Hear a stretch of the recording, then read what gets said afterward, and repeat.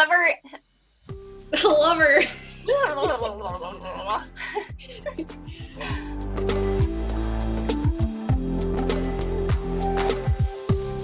Hello, everyone. I'm Megan Shane, Scrum Master of the Marketing and Training team.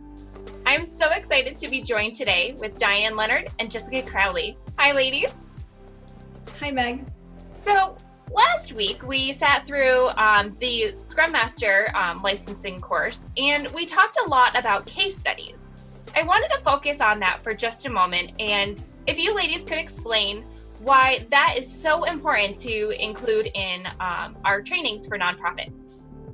Yeah, so when we think about helping nonprofits understand what is the Scrum framework, what are Agile principles, these are things that originate from the for-profit field. And so when they're being taught, often the examples that are being shared are from great for-profit companies. There's lots of examples, small for-profits, big for-profits, doing lots of great work. But really, it helps if you can see, if you can visualize and imagine yourself in the framework, what it might look like.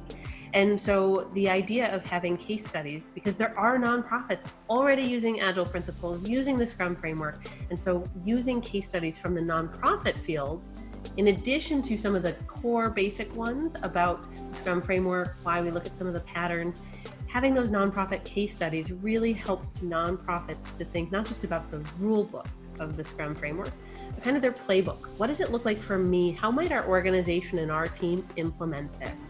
And so the case studies, I think, are a point of inspiration as well as a validation, because everyone makes decisions in slightly different ways. Not everyone wants to take a brand new risk. Some people want to know it is a tried and true method, not just in the for-profit world, but in their world, in the nonprofit world. And so I think the case studies serve a few different purposes. And Jessica, I know you've been having a lot of fun as we've been interviewing and finding the different web examples. What are your thoughts about the value case studies bring? There's so much value, and I think we saw a lot of that in the feedback we got back from our latest licensed Scrum Master attendees. What I got from it is that not only does it take away the guessing, like during classes, it can be distracting to try to think about how do I really apply this?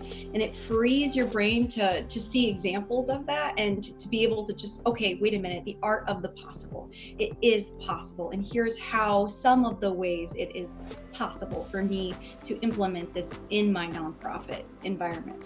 And I think the other thing it gives you is it gives you applicable, real life, real time results.